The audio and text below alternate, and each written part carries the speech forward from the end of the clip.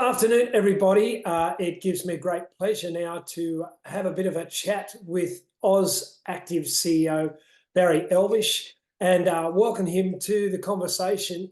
We're having a chat about Barry's session. He's graciously offered his time to give his opinions and views on the ageing demographic.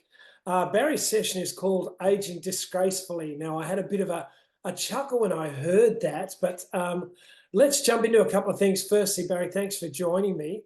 The first thing I'd like to ask you is why the name of that session? Well, Ken, as you can see, and as the people who attend the summit will see as well, I'm in the age cohort that needs to either age gracefully or disgracefully. My preference is to age disgracefully because I think life is short when you get past the tipping point. So I'm really looking forward to the summit. I'm really looking forward to it. I can't wait to hear experts in the field. I'm going to be sharing in my session some data and statistics that I've been able to drag out about my generation and others that are going to be in my generation soon.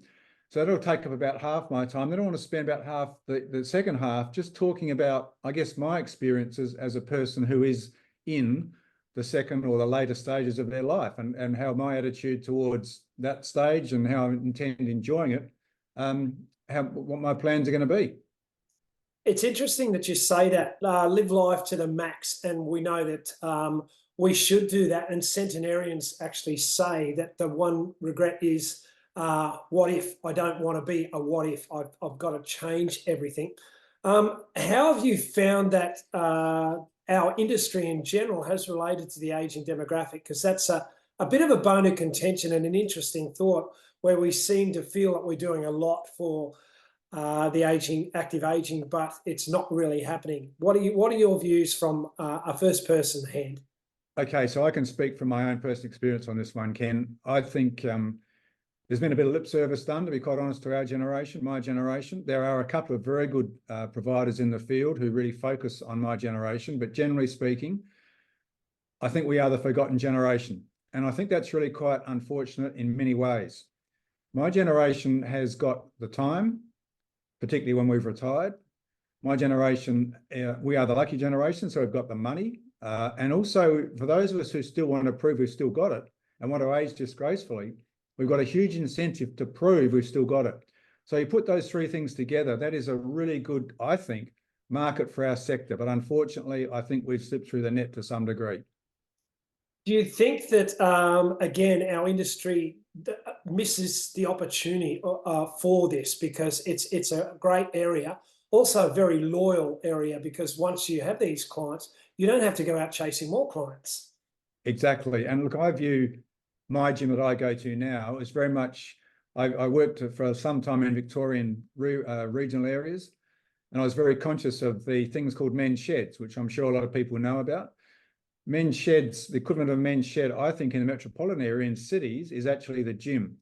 And so I go to the gym to actually get that social cohesion, get interaction, to be with other people of my age, to egg each other on, obviously, but also just to share experiences, share thoughts. A lot of us are grandparents.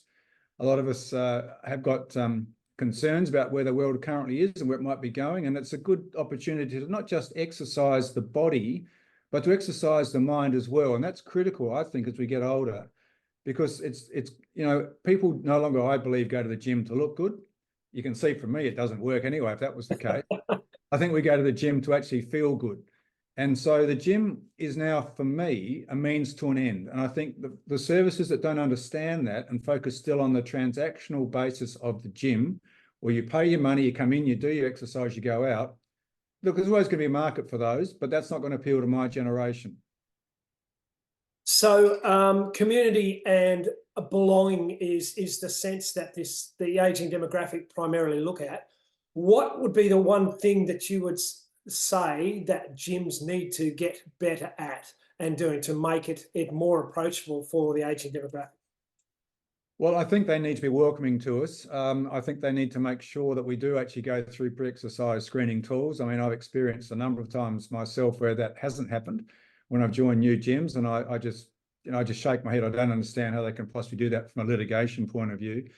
putting a 20-year-old young male or whatever with me as an older person and telling me to go hard, go hard, go hard is going to pretty well turn me off pretty quickly. So they need to understand the context. They need to understand my physical state of being at the moment, where I want to be, where I currently am, and my, I guess, objectives for exercising. As I say, the exercising is not just to do the strength training, resistance training. That's important. I clearly acknowledge that. And I guess that's the main reason I go. But it's to understand I'm going there looking for something beyond just a piece of equipment. It's actually got to be that community. And you just, I guess, floated that very well, Ken. One of the gyms I went to in regional Victoria had a fantastic community, and particularly of my age cohort, we had people in there from 14 years of age up to 90 years of age. We had people with disability in there. We used to have a Friday morning breakfast, which was put on by the facility. It was very basic, just a coffee and a bun and stuff like that. But they got involved in doing fundraising in the community as well. One of my friends down there did Kokoda, and I've had the pleasure, well, I won't say pleasure, I've done Kokoda myself a few years ago. So we sort of talked about what sort of exercises he should be doing, what he could expect. And so you just had that. And then we all got together to help raise funds, because he was actually doing it to raise funds for a community project in that local community.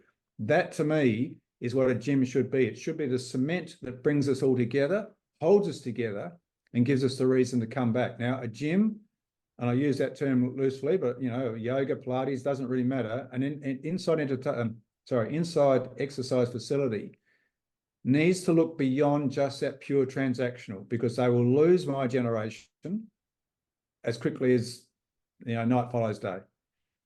Fantastic. Well, thanks very much for your personal insight and also your overview of the industry and things that we can do and how we have to create that community. And that's what we're all about at the summit. And looking forward to hearing more in your session about aging disgracefully and your personal experiences, both from an industry perspective and from your own. Thanks for your time. And you can look forward to Barry's session, Aging Disgracefully, at the Healthy Aging Summit, 31st of May in Brisbane. Please join us there. Thanks. Looking forward to it, Ken. Really looking forward to it. And I promise, I really hope not to upset people in that last session and cause them to walk out. I hope I leave them with some things to think about, though.